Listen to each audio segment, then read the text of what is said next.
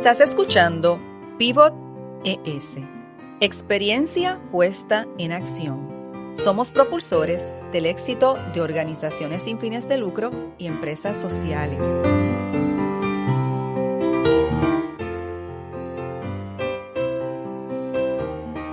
Soy Marieli Rivera y en este podcast escucharás a líderes con experiencia en temas de innovación y soluciones para el desarrollo sostenible. Hoy dialogamos con la licenciada Anitza Cox, directora de la División de Análisis y Política Social de la firma puertorriqueña Estudios Técnicos. Es una prominente educadora universitaria con amplia experiencia en los temas de investigación de políticas públicas, organizaciones sin fines de lucro y en diseño de estudios metodológicos muy importantes y pioneros. Anitza es graduada de la Escuela de Derecho de la Universidad de Puerto Rico, Universidad del Sagrado Corazón, y ostenta una certificación profesional de la Universidad de Rutgers. Para mí es un gusto tenerte aquí en un día tan bonito. Anitza, bienvenida, ¿cómo estás? Saludos Marieli y a la audiencia que sintoniza Pivot ES. Muchas gracias por la invitación. Antes que nada, estoy muy bien y muy entusiasmada con la oportunidad de tener este espacio de conversación de un tema que entiendo que toma mayor importancia en el contexto que estamos viviendo actualmente. Eso es cierto. Hemos tenido que pasar por varias adaptaciones personales y profesionales y en efecto este episodio es bien importante porque nos va a permitir dialogar sobre el rol que tiene la investigación y el valor que representa para los trabajos que se hacen con una perspectiva basada en evidencia científica que nos permite tomar mejores decisiones al momento en que obtenemos resultados y que también nos permite comunicarlo tanto en el ámbito público como en el privado. Y como tú dices, en esta realidad que estamos viviendo de la pandemia mundial, entre otras sintonías muy tristes con relación a los temas de los prejuicios y el racismo, todos estos asuntos, incluyendo los de salud pública, economía, se hacen todavía más relevantes y tenemos que de verdad tomarnos la iniciativa de discutirlos, hablarlo y nosotras tomar la batuta de educar sobre esto. Así que antes que nos hables, nos gustaría saber quién eres, a quién representas aparte de Estudios Técnicos y qué es lo más que te gusta hacer. Como comentamos, Marielis, actualmente dirijo la División de Análisis y Política Social en Estudios Técnicos y ofrezco los cursos de investigación y evaluación de programas en la Escuela Graduada de Administración Pública de la Universidad de Puerto Rico y del programa de maestría de Administración de Organizaciones sin fines de lucro en la Universidad del Sagrado Corazón. En el caso de Estudios Técnicos, somos una empresa privada de consultoría que se establece en el 1985 y que tiene la misión de contribuir al desarrollo social y económico de Puerto Rico, como comentabas, mediante investigaciones y el asesoramiento a entidades del sector sin fines de lucro, privados y el gobierno. Y fíjate, fue precisamente en Estudios Técnicos donde yo descubrí, ¿verdad?, mi pasión por la investigación. Comencé cuando tenía apenas 18 años como encuestadora, haciendo encuestas casa por casa. Y he trabajado con las diversas etapas del proceso de investigación a través de mi carrera en la firma. Y esa primera experiencia en el campo precisamente me dio la oportunidad de conocer realmente a Puerto Rico, de ver de cerca la pobreza, la inequidad y cómo las decisiones de política pública afectan al ciudadano. Y desde ese momento supe que la investigación pues es lo que quería hacer por el resto de mi vida, porque desde ahí siento que puedo hacer una contribución. Así que cuando me preguntas qué es lo más que me gusta de mi trabajo, es precisamente la oportunidad de poder estudiar temas diversos que inciden en el desarrollo social y económico de Puerto Rico y la oportunidad de poner al servicio de agencias gubernamentales, de entidades sin fines de lucro, de entidades privadas y de los futuros profesionales del campo las herramientas de la investigación para la toma de decisiones. Y en el campo, ¿verdad?, en el escenario de la academia particularmente, mi esperanza es que de cada curso que ofrezco surjan profesionales que se dediquen a fomentar una cultura de la investigación, futuros colegas que busquen fomentar la evaluación en las entidades que crean valor público. Y eso es súper importante ahora más que nunca insertados en la realidad de lo que sería la prevención y el manejo del COVID-19. Es algo con lo que vamos a continuar lidiando y es algo que representa un nuevo reto para todos y todas, tanto en el ámbito público, privado, sector con fines de lucro, sin fines de lucro, porque ha habido una autorización de ayudas federales y de proyectos desde otras perspectivas privadas que nos obligan, ¿verdad?, a ser más rigurosos y a tener un ojo más clínico, porque es una experiencia nueva. Yo entiendo que ninguno de los que estamos trabajando actualmente habíamos experimentado un proceso como este. La actividad comercial, por ejemplo, está apenas activándose y es como el momento perfecto de medir el pulso de lo que está ocurriendo y cómo todas esas experiencias se interconectan nuevamente en la vida cotidiana, ¿verdad?, del mundo entero. En este caso, pues estamos contextualizándolo a nivel de la realidad de Puerto Rico y de los acontecimientos que nosotros vivimos. Y por eso yo creo que era tan importante traer este tema, discutirlo. Yo empezaría por que tú nos compartas tu insumo de cómo tú ves las oportunidades de investigación para propulsar precisamente cambios en estas políticas sociales o crear nuevos espacios para políticas sociales, tanto en el plano de las organizaciones sin fines de lucro, pero un poco también general, porque nos impacta a todos y a todas en todas las áreas. Claro, bueno, en términos generales, la investigación nos permite reflexionar, entender, conocer los problemas sociales como base para el desarrollo precisamente de políticas y acercamientos para atenderlos. Igualmente nos provee herramientas para evaluar la implementación de esas políticas y de esa forma poder sistematizar experiencias para poderlas escalar y replicar. Algo que es muy importante precisamente en este momento, estamos enfrentándonos a unas situaciones nuevas y es importante poder aprender de esas situaciones y del modo que respondemos y poder replicar y escalar esas iniciativas. Y ahí radica bastante, ¿verdad?, el valor principal de la investigación. En el contexto particular de la pandemia, también quería comentar que pienso que para efectos de la investigación ha surgido una oportunidad de insertar o integrar más efectivamente y más eficientemente el insumo de los ciudadanos en la formulación de política pública. Y precisamente ayer, Marieli, estaba conduciendo una sesión virtual de una consulta para un programa federal y cuando lo comparo con la misma experiencia que tuve de manera presencial hace un tiempo, encuentro que la tecnología, ¿verdad?, que nos hemos visto obligados a usar en mayor medida ante estos eventos, permitió en ese caso que te presento de ejemplo que hubiera una mayor participación, más diversidad de opiniones, personas de distintas partes de la isla que quizás no hubieran tenido la oportunidad de participar de un encuentro presencial, pudieron estar y que incluso las herramientas que nos provee la tecnología y esa plataforma que estábamos usando permitieron que las personas pudieran proveer un mayor insumo, que se sintieran más cómodas al participar. Y de hecho, Marieli, eso también es un buen ejemplo de la importancia de la investigación, por ejemplo, en el acceso a oportunidades de fondos federales, que es algo de lo que mencionabas y que es algo que se habla mucho en la actualidad y en el contexto de los desastres que hemos tenido. Todo proceso de acceso a fondos federales, ya sea, por ejemplo, fondos por fórmula o competitivos, requiere partir de un proceso de investigación. Si nosotros tomamos el ejemplo de fondos por fórmula, muchas organizaciones conocen fondos desde ESG, CDBG, HOPA, Ryan White, entre otros. Precisamente requieren que antes de que los fondos sean otorgados a la jurisdicción, se trabaje con un análisis de necesidades, se desarrollen planes estratégicos, planes de acción en función de esas necesidades y que según se van implementando los programas, se trabaje también con la presentación de evaluaciones de desempeño.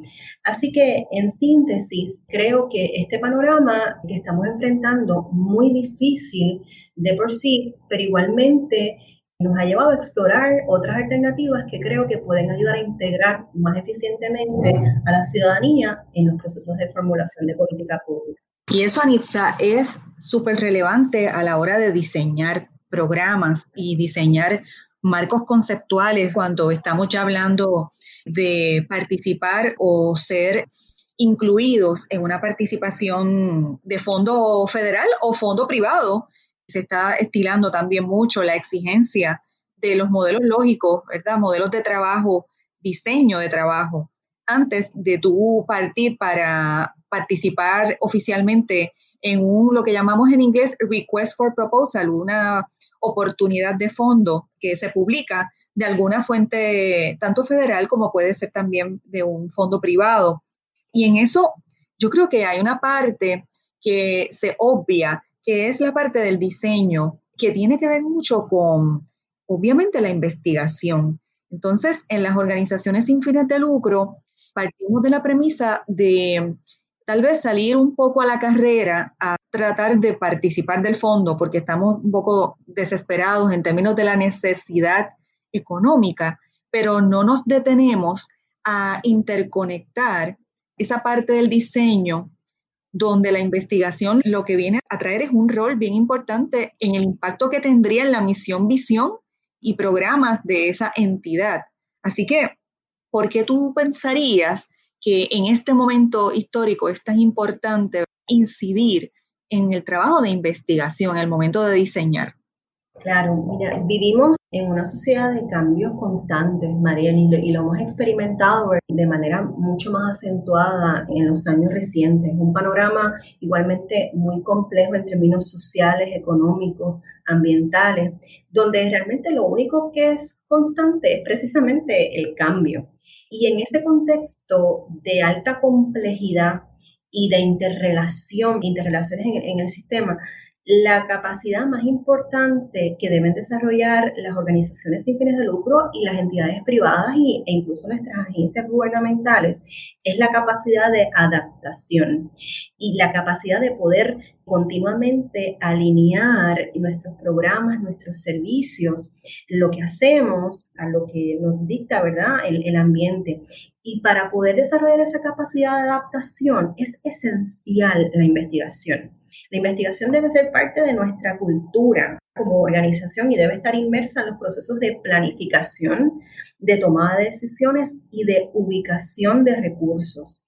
El invertir en investigación nos va a permitir tomar decisiones más acertadas, ser más estratégicos y, muy importante en este entorno, maximizar los recursos disponibles en la medida en que podamos destinar un tiempo a la investigación dentro de ese proceso de planificación de los programas y servicios. Ayudamos a asegurar que esos programas están más alineados a las necesidades y al entorno en el que estamos viviendo.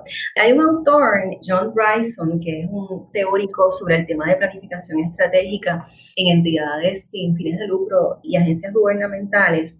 De hecho, él habla más allá de planificación estratégica, del manejo estratégico. Y él dice que en el mundo en el que vivimos es bien importante que las entidades desarrollen las capacidades de pensar, actuar y aprender estratégicamente.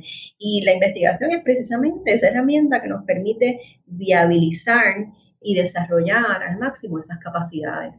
Y fíjate, cuando uno trabaja con las organizaciones y con el liderato, que lo compone no exclusivamente un director o director ejecutivo o una junta de directores, está compuesto por ese equipo de trabajo. A veces se hace retante porque en muchas instancias estamos contra el tiempo y uno de los temas que se trae sobre la mesa es la dificultad de la recopilación de datos que puedan entonces ser datos útiles para la investigación, que se necesitan obviamente.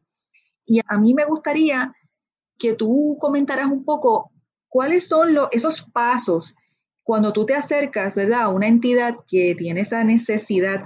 ¿Cuáles son los pasos que tú lideras para ser más efectivos en ese servicio y en propulsar el trabajo colectivo de la investigación? Porque al final del camino puede un recurso externo estar dando un servicio para desarrollar y redactar una propuesta o para diseñar un programa, pero necesitamos realmente trabajarlo en el equipo, un colectivo. Exacto, y como bien tú dices, en ocasiones es un reto por el tiempo y por la manera en que van surgiendo las necesidades y los problemas, pero es indispensable que nos detengamos a reflexionar e investigar para poder planificar adecuadamente.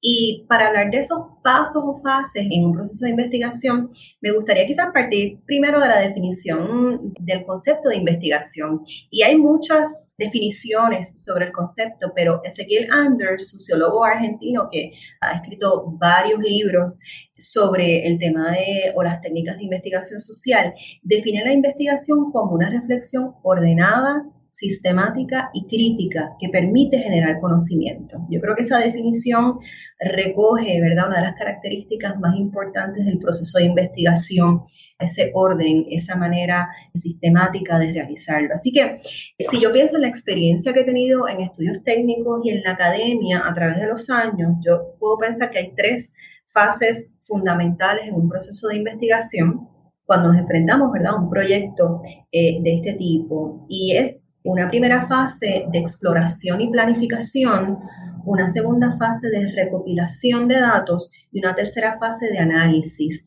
Y esa primera fase de investigación, Marielys, es sumamente importante porque es la que nos permite poder entender, saber, antes que nada, qué es lo que se ha estudiado sobre ese tema, desarrollar el marco teórico, o sea, ese marco de referencia que voy a utilizar para enfocar mi investigación, desarrollar las preguntas que guiarán la investigación. Toda investigación surge con una pregunta y si nosotros no tenemos claro esa pregunta o preguntas, no vamos a poder desarrollar el proceso de una manera adecuada.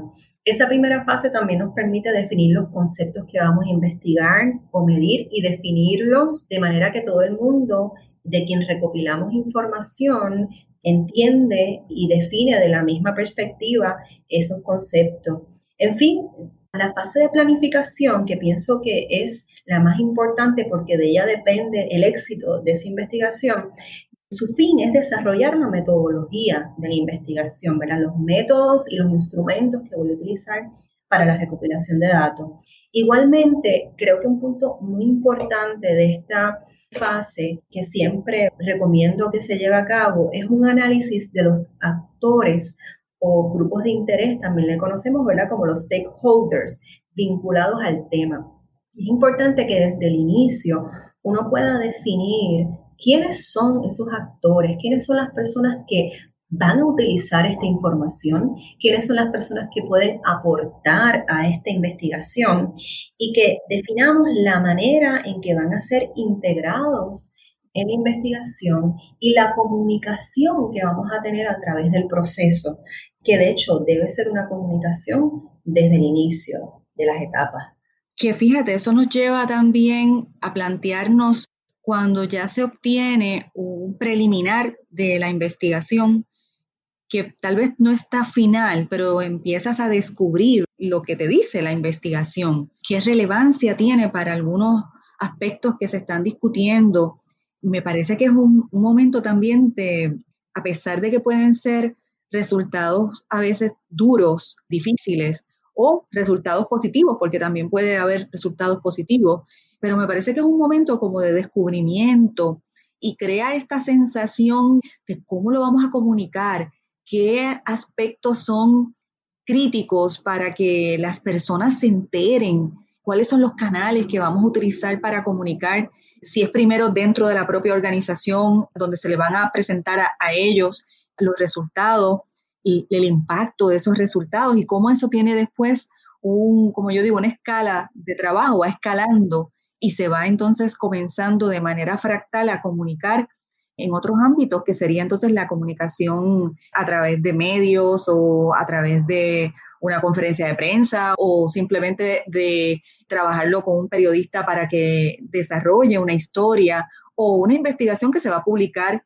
para una universidad, para un contexto, ¿verdad?, de un simposio, etcétera. Entonces, ¿cómo tú describes ese momento cuando tú encuentras ya que hay algo que comunicar? Sí, pues es importante, como comentábamos, esa mirada inicial a quiénes son los actores y qué usos le van a dar a la información.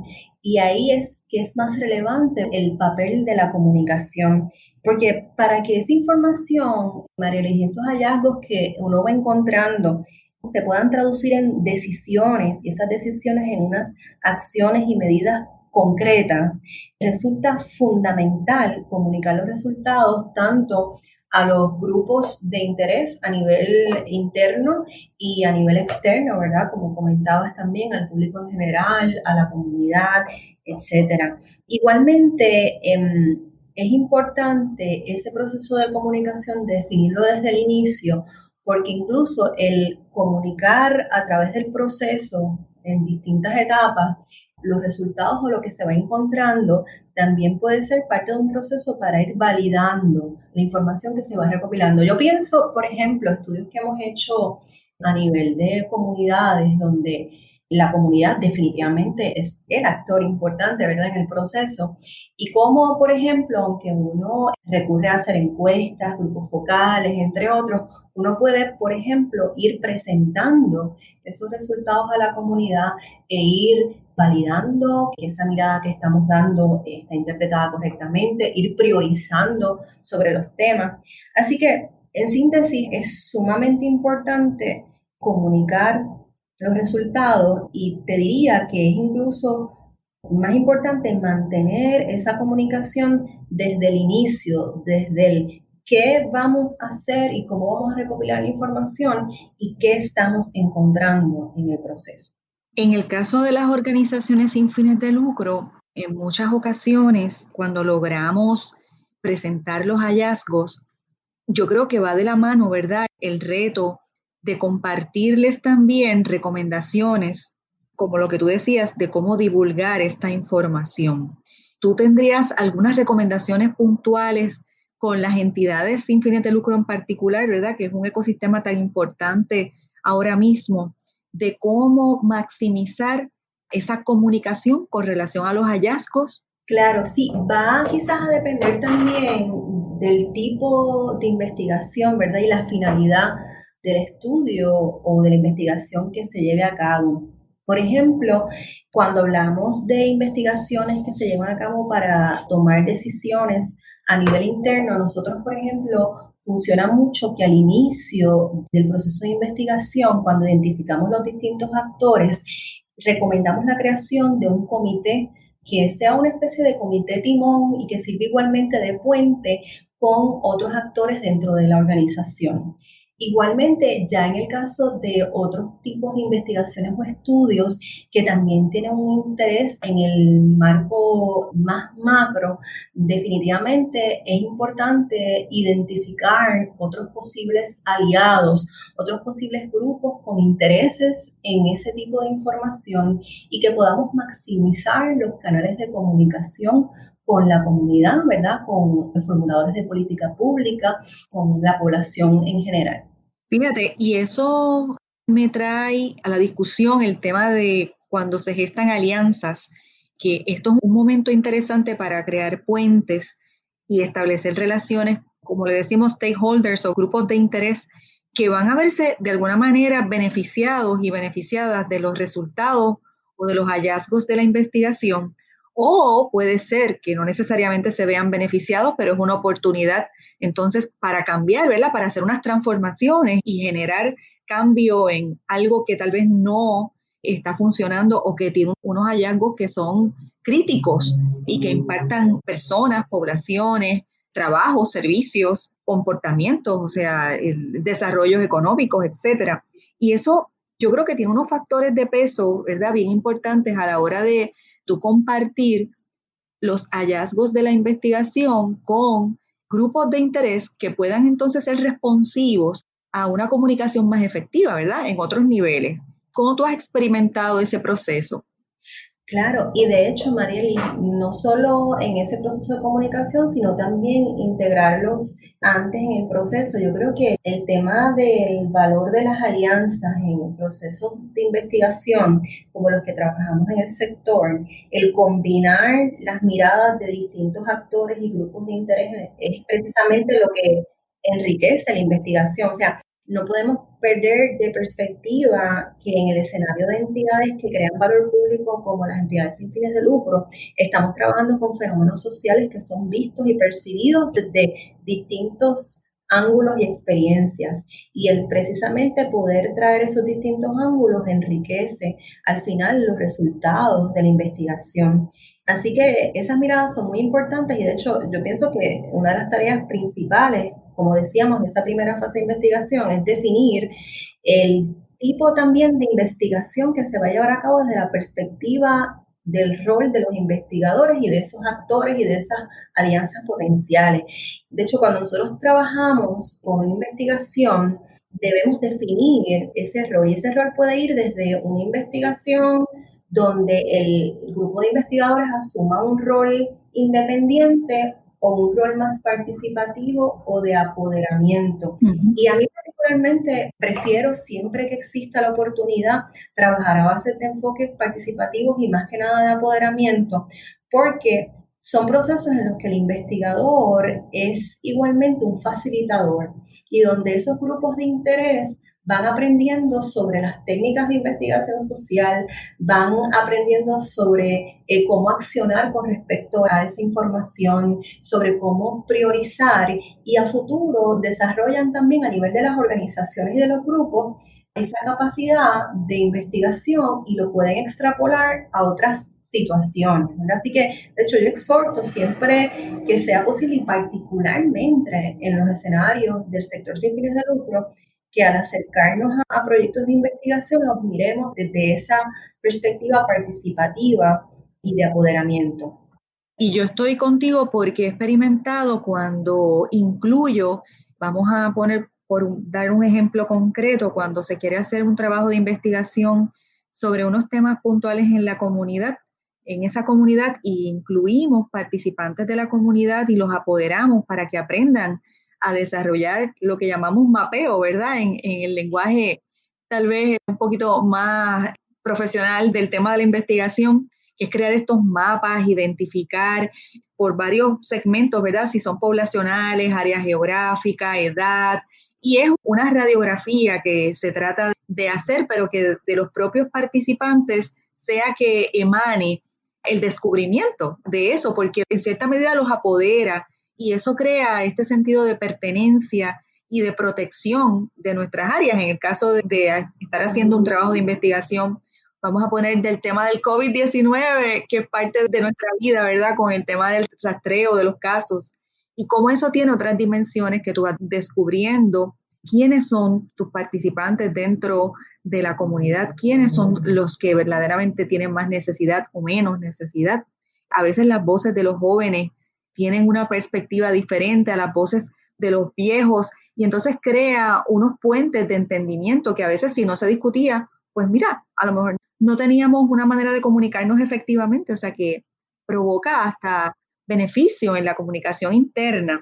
Así que yo creo que en ese aspecto es bien importante, como tú decías, traer a los grupos de interés desde el principio y darle un rol, que acepten el reto de ser parte de ese trabajo de investigación y de esa recopilación de información, inclusive de luego cómo ellos ser partícipes de ver los resultados de la investigación y poder ser buenos influencers, como yo digo, en compartirla entre sus pares, ¿no?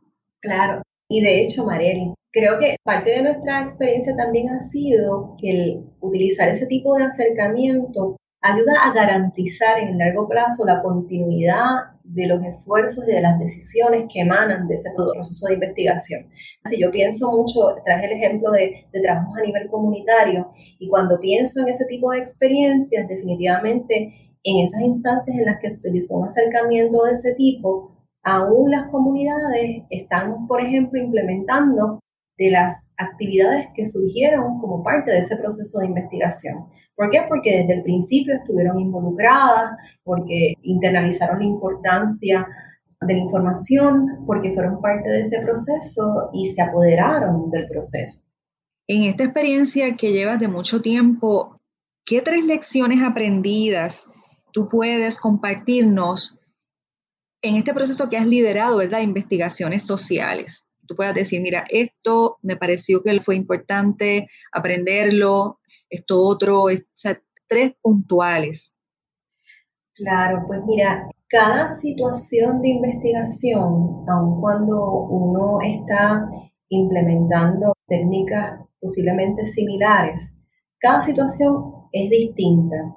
Así que Por eso, precisamente, una de las lecciones más importantes es el yo integrar, como decíamos, los actores e integrarlos, identificarlos e integrarlos temprano en el proceso, porque el investigador social tiene las herramientas, ¿verdad? Conoce las técnicas de la encuesta, los grupos focales, etcétera, pero es importante esa integración de esas personas también que están trabajando en el día a día con los temas. Así que yo te diría que la primera lección es la importancia de integrar los actores y de integrarlos desde el inicio del proceso.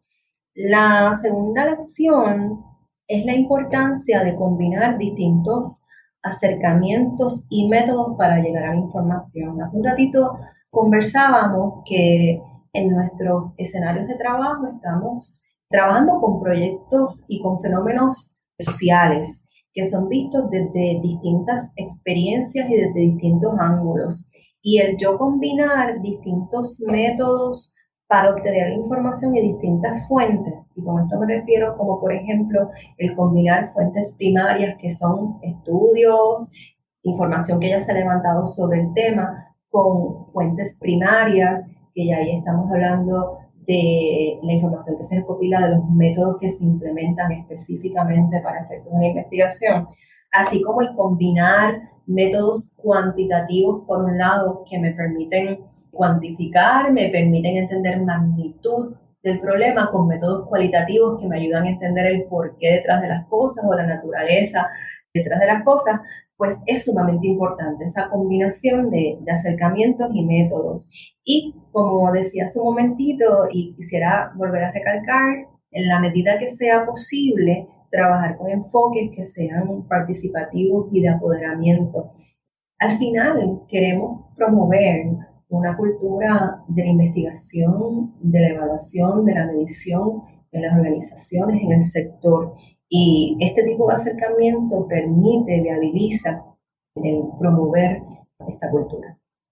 Es información súper importante, relevante.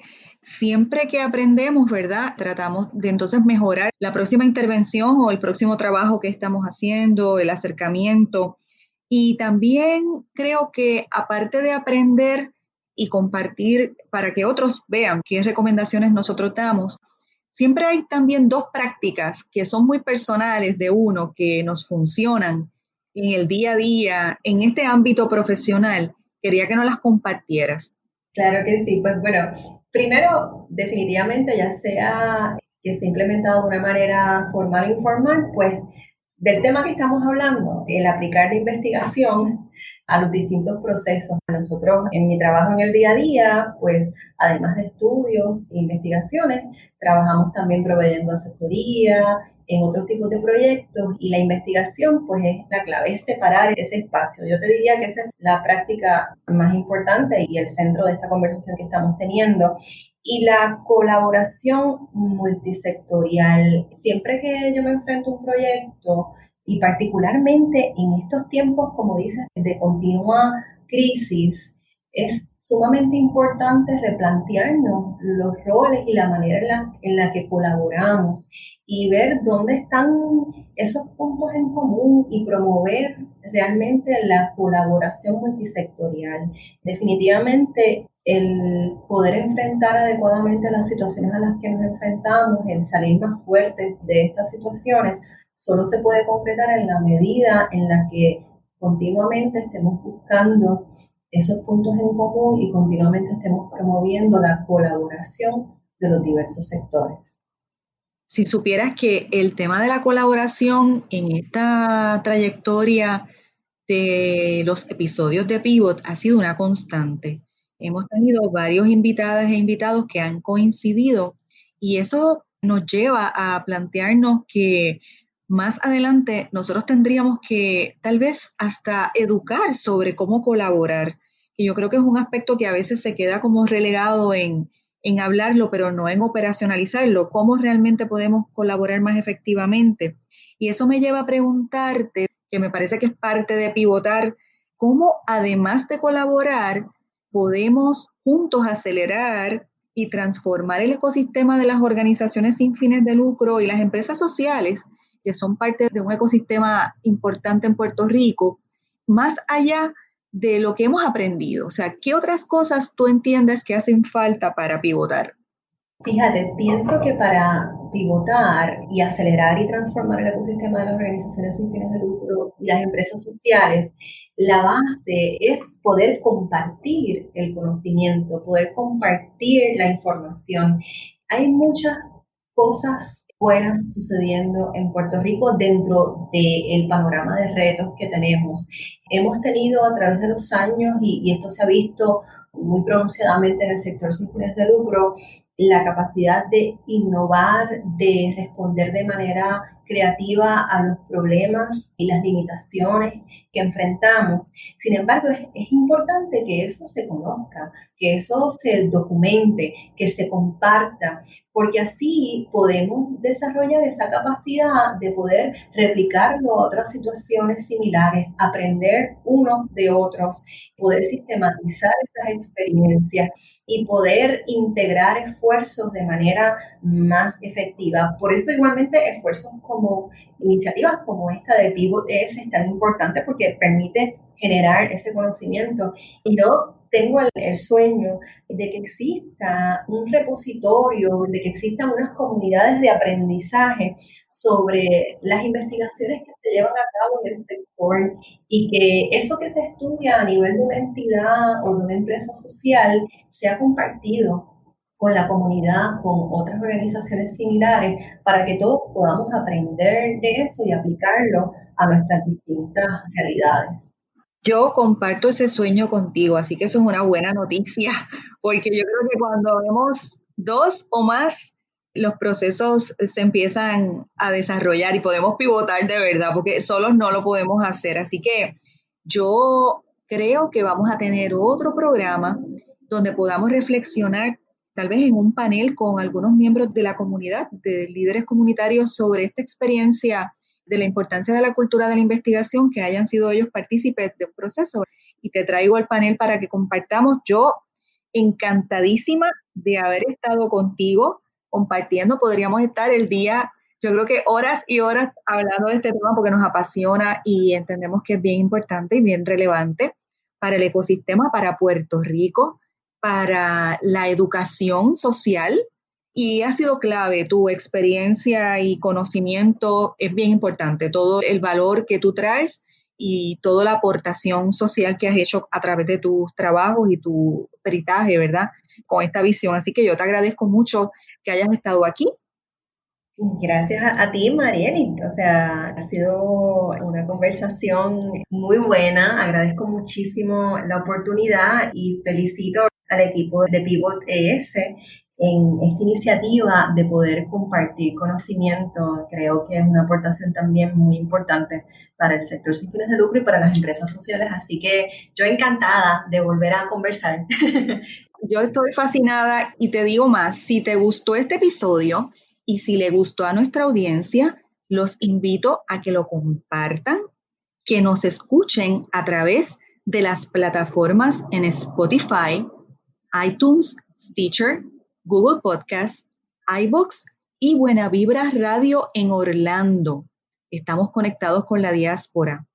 A nuestros escuchas les invitamos a que nos busquen también en la plataforma de creadores de contenido Patreon para que nos apoyen y que se suscriban a Pivot ES.